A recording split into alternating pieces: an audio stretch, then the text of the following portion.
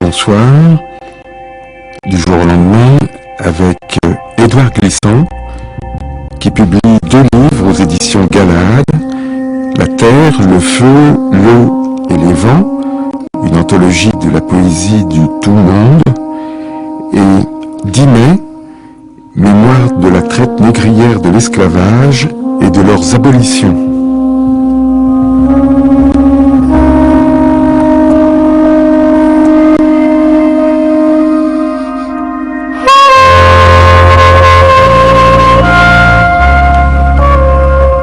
Du monde n'est vivante que de s'autoriser des imaginaires du monde où s'annonce que non-lieu, inlassablement conjoint à d'autres, et en quoi sans bouger il s'aventure, et comment il m'emporte dans ce mouvement immobile.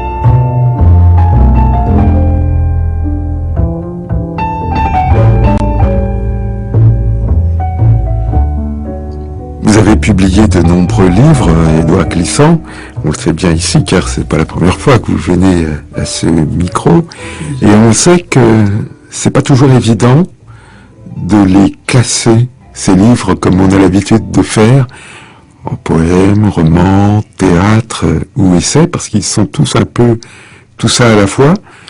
Chez vous, le poème, par exemple, emprunte à la prose, et quant au roman, on peut dire qu'il est poésie. Mais j'ai l'impression que si je vous posais la question, vous me diriez que c'est tout de même le poète qui, pour vous, est en avant. Poète avant tout, un poète qui ne se contente pas d'écrire des poèmes, qui réfléchit aussi sur l'écriture, sur son pouvoir, et inévitablement sur ses limites. Ce que je voudrais établir d'abord, avez-vous écrit, c'est la quasi-nécessité d'un chaos d'écriture dans le temps où l'être est tout chaos. Oui, dans la modernité, dans ce qu'on appelle la modernité, et que j'appelle l'ouverture imprévisible, inattendue, des cultures du monde les unes sur les autres. Par exemple, quand je réfléchis au passage de l'oralité à l'écriture, par exemple dans les civilisations, dans les cultures occidentales, et que je me sens un peu proche de cela, parce que c'est un peu le même trajet, je constate tout de suite que s'il s'agit de la Chine, je ne connais pas ce circuit. Comment ça s'est passé? Comment ça s'est fait? S'il s'agit de l'Inde, je ne connais pas ce circuit. Et pourtant, nous apprenons de plus en plus à lire les poètes, les philosophes ou les romanciers chinois ou indiens ou japonais ou mayas ou aztèques, etc. Mais il nous manque quelque chose. Il nous manque la relation. Il nous manque la relation entre tout cela. Et cette relation, nous ne pouvons l'aborder que sous l'aspect du chaos. Nous ne pouvons pas l'aborder avec des mesures, un ordre que nous aurions appris dans notre propre culture, dans nos propres cultures. Il faut l'aborder avec la démesure du monde. Le monde est démesuré et les sociétés humaines sont démesurées et nous ne pouvons pas imposer de l'ordre rhétorique à tout cela. Et par conséquent, il faut passer par là, même si nous avons au fond de nous-mêmes toujours un désir nostalgique d'un ordre qui viendrait nous rassurer. Mais il faut passer par le désordre du monde. Mais si la relation à beau jour était rétablie, alors à ce moment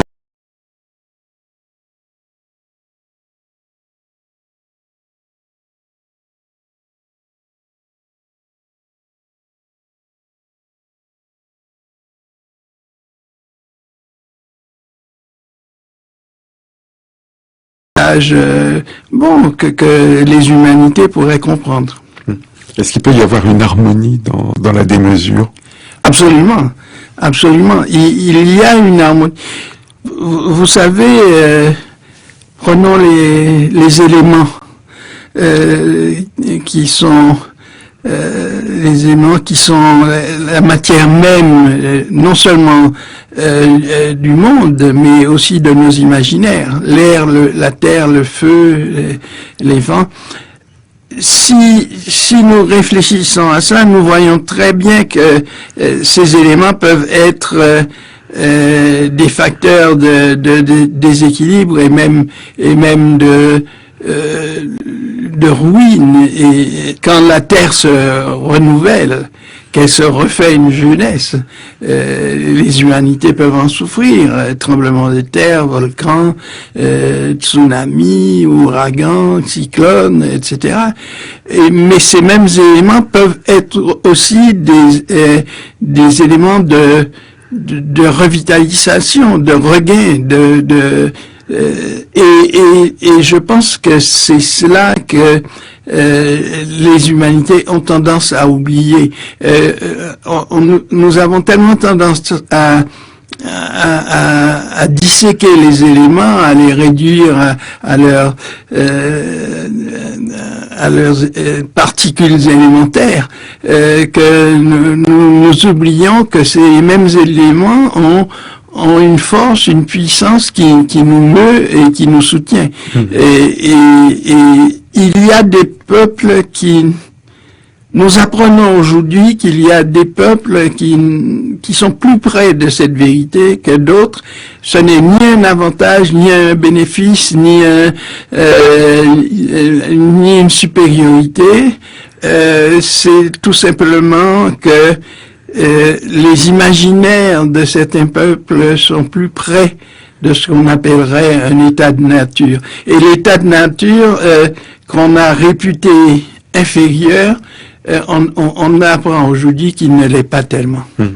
Alors on est dans le chaos, en plein désordre, mais est-ce que les mots, l'usage des mots, permet de mettre un peu d'ordre dans tout ça, d'y voir plus clair?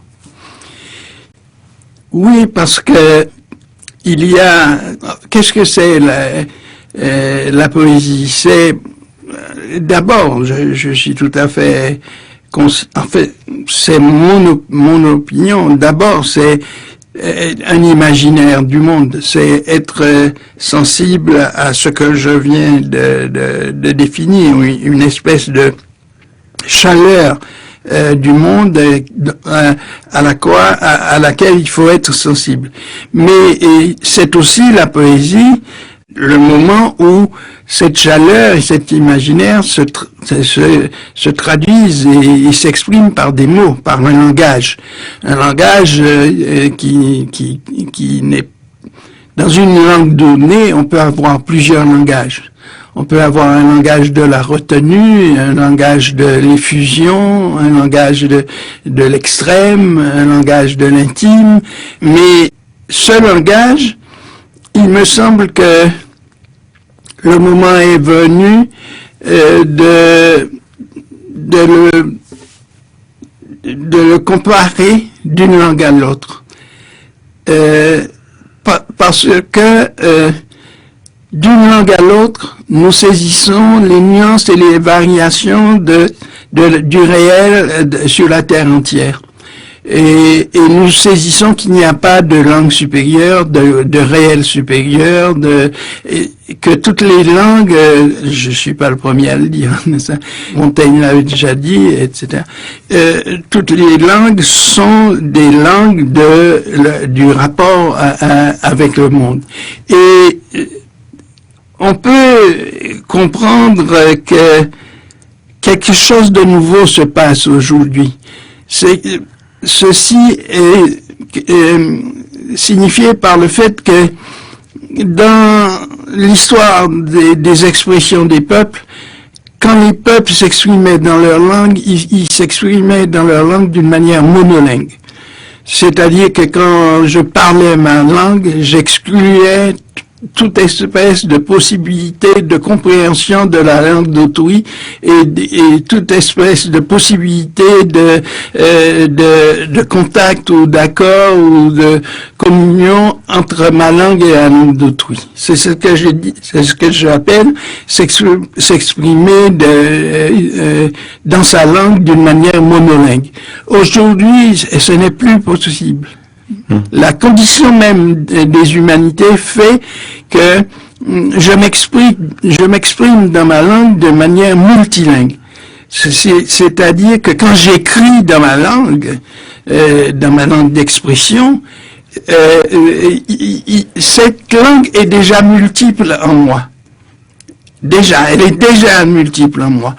Et ensuite, j'écris en présence de toutes les langues du monde. Même si je ne les connais pas, même si je ne les parle pas, elles viennent à ma rencontre, elles influent sur moi de toutes les manières possibles. Et quand j'écris, elles influent sur mon écriture. Et par conséquent, la poésie, c'est aussi ce rythme de la parole qui se débloque, qui s'engouffre et qui peut s'alentir et trouver des cadences lentes et puis accélérer et trouver des rythmes. Et il me semble que cette destinée, ce parcours, cette errance, ce vagabondage de la rhétorique poétique, ça suit les mouvements de contact du monde. Ça suit le moment où le monde s'alentit et les moments où le monde s'exaspère. Donc on peut dire